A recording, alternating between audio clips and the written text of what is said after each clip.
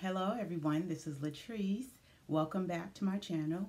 We are moving on with the series about accomplishing your goals. And so the first one is I just did a flip through of my planner because I use a planner to make sure I accomplish all of my goals, schedule out my time.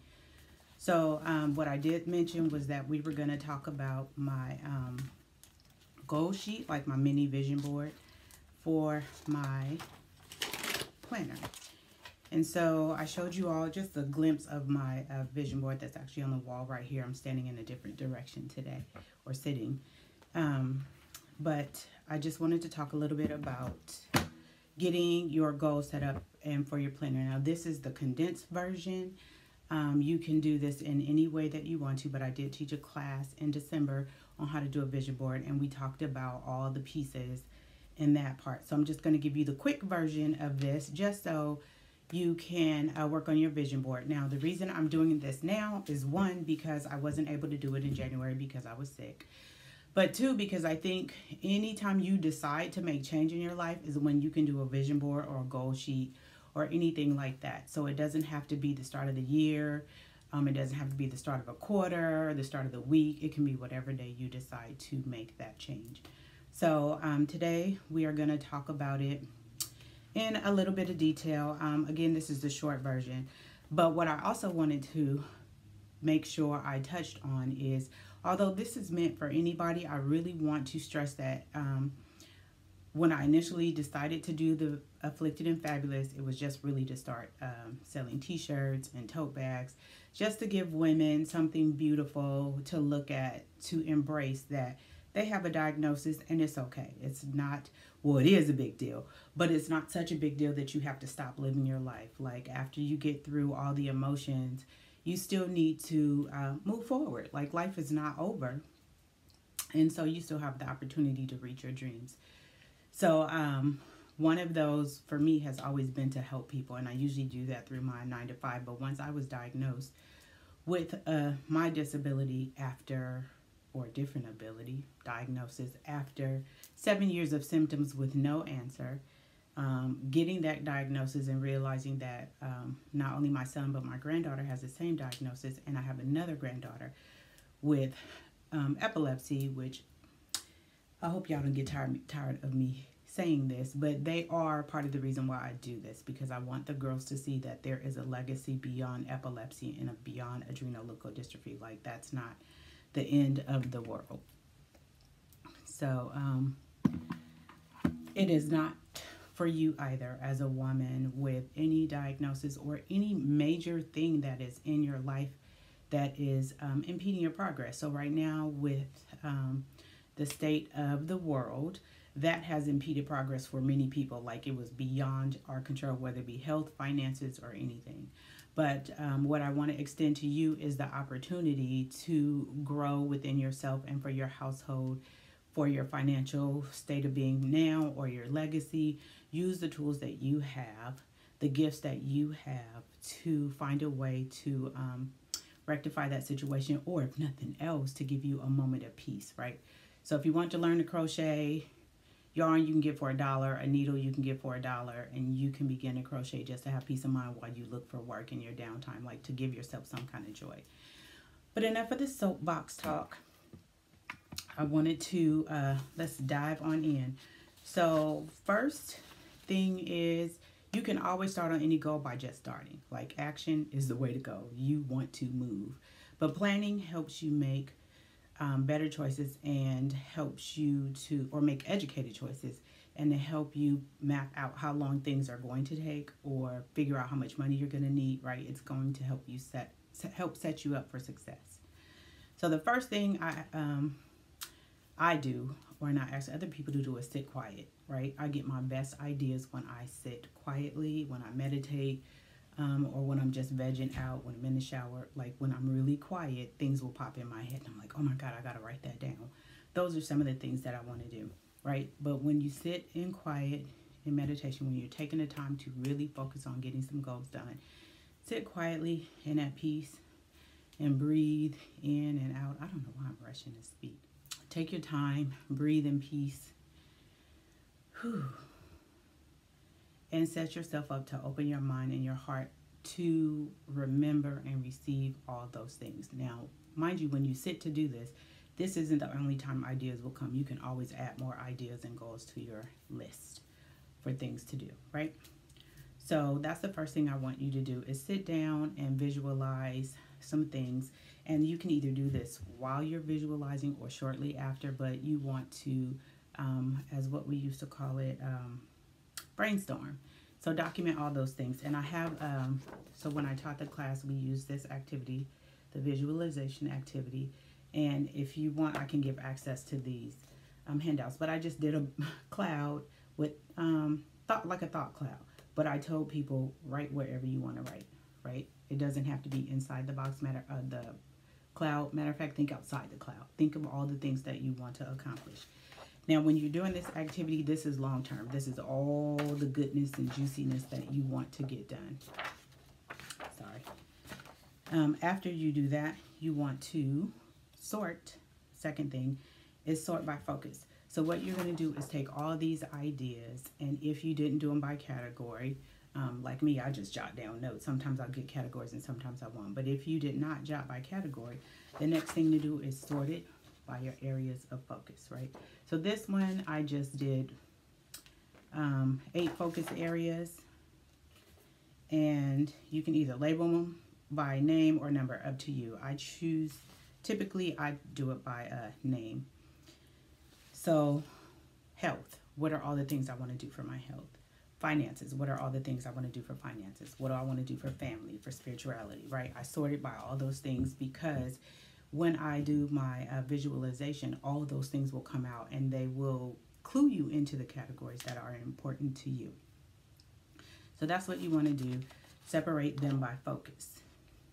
And then the next step after you separate by focus is to decide what you're going to do in the next 6 to 12 months, right? So some of these things are long-term, like I want to make $1 million. Well, if you're not set up to earn $1 million in the next 6 to 12 months, then you probably want to put that in on your 1 year, 2 year, 3 year, 5 year plan. What we're doing now is doing just what we can do in the next 6 to 12 months. And the reason I like to do that is because that moves you towards action. If you are working towards a 5-year goal that's 5 years away, yes, you'll be doing some things that will impact that 5 years away, but you're looking at that big picture. You miss all the other little things that you want to get done in the meantime, right? So figure out what those things are. You can highlight them on the focus sheet or however you choose to do that, but we will touch on that. Actually, this is where I want you to put those. Once you do your 5 goals, your however many goals you have, it's not limited to 5. What I've actually done for my small vision board is just done 4, right? So I have 4 categories, and they are financial, business, health, and spiritual. These 2 can go together, but I really keep them separate just so I can make sure I focus on individual things. That was my charm. I'll be right back. All right, I'm back. Sorry for the break, although it wasn't a delay for you guys. So where we ended up, I believe, was areas of focus. Sorry, my eyelash is in my eye. Goodness gracious. Okay. So we took our brainstorm from the visualization. Ooh, big word. And we separated each into areas of focus. And then, so from there, we're going to pick our focuses to put on our mini vision board. Okay. So again, I separated my focus into financial, business, health, and spiritual. And then I just put general goals on here. Some of them you can make SMART on here, but I wanted to reserve making them SMART for each week, right? So either you can do it here or you can do it when you get ready to do your each individual task to complete your goal. Okay, so SMART goals, the S is for specific, M is for measurable, A is for achievable. I'm looking at my notes to make sure I get them right because there are multiple words for each one. R is for relevant, and T is for time bound. And some of these, let me back up a little bit. Some of these kind of overlap. So when you put it together, it will meet multiple criteria. So the first one is specific. And some of the other ways you want to make it specific is to make it simple, sensible, or significant. S can also stand for simple, sensible, and significant. But specific is the one that I tend to lean for it, specific and simple, because if we make it too complicated, then we aren't going to do it. Measurable, meaningful, or motivating. So measurable for me is key, because then it tells me when I've reached the point of success, when I've successfully reached my goal or task. So time sensitive, basically, or not time sensitive, but the marker that shows when you actually have reached the goal. So I want to lose weight, right? It's not very specific, but I want to lose 25 pounds is more specific. The 25 pounds is measurable. I know I have reached my goal of losing 25 pounds when the scale is 25 pounds lighter than it was I won't say the last time I checked, but once my time period has passed. Achievable, can we lose 25 pounds? Absolutely. Do we always make it easy on ourselves? No, but that's not part of the SMART goals. It's just make it simple. Relevant, is it relevant? Some other R's are reasonable, realistic, resource, or results-based, right? So for me, relevant works because for me, losing weight is highly relevant. One, it reduces the number of symptoms I have around my adrenoleukodystrophy, right? So for me, it has a significant impact, and it is really relevant to why I want to lose the weight. Time bound, so I give myself a time limit to reach a task, right? Each goal has to be done by a certain period, and if you're approaching that, you can adjust that time. If you're approaching the time end period and you haven't reached the goal, then you can always readjust. So these aren't die-hard, concrete, set in stone things.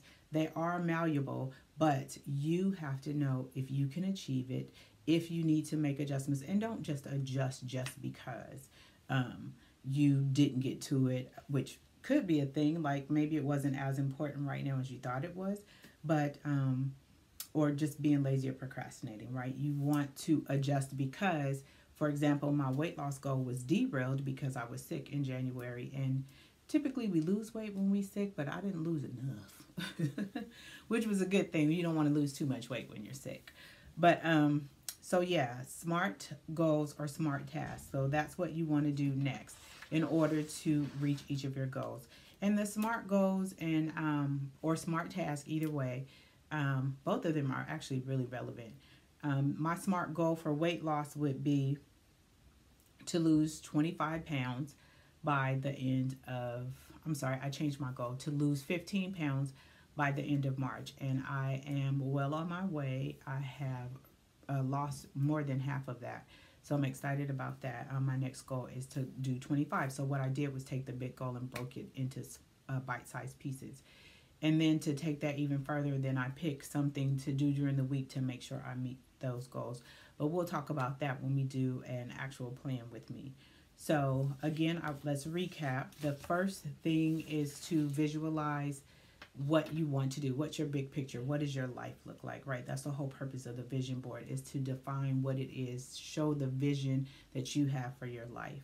The next step is to brainstorm. So write all of those things down, and you don't have to do them by category in this step, or you can. If you don't do it by category in this step, then the next step is to focus it. So take all your little bite-sized pieces and put them into their own category so you can see which categories you're going to cover in the next, over the span of your life. And then you want to take those tasks or those goals and figure out what you want to do in the next 6 to 12 months. What can you get done in the next 6 to 12 months? And you want to be able to stretch yourself a little bit, right? You want to be able to achieve things that are doable, but that are going to help you to grow. And then break those focuses down. Again, no, what do we say? You break the focus down, and then you create your goals, and then you want to create the task. The task is what you'll do on a regular basis to help you achieve your goal. Okie dokie. So that's what we got going on today. Again, if you want access to the packet, which I probably should link it below. I think that'll be easier for me to link because it's one packet that I have. And you can do all of this on your own on a regular piece of paper, but I will try to link access to some of these handouts for y'all to use if you want to reach your goal. Or start to plan reaching your goals, right? Because I'm absolutely clear that each of you have attained some goals that you didn't even plan out. But how much more can we get done if we actually plan it? So whether you have a significant diagnosis, a significant event going on in your life, you still can achieve your goals. And sometimes working to achieve your goals is the moment of peace and sanity to keep you to take your focus off the chaos that's going on in your life. So why not take advantage of it since you're still here? Anyway, I hope you guys enjoyed this video. Please like, comment, subscribe, share, and I'll talk to you all later. Bye.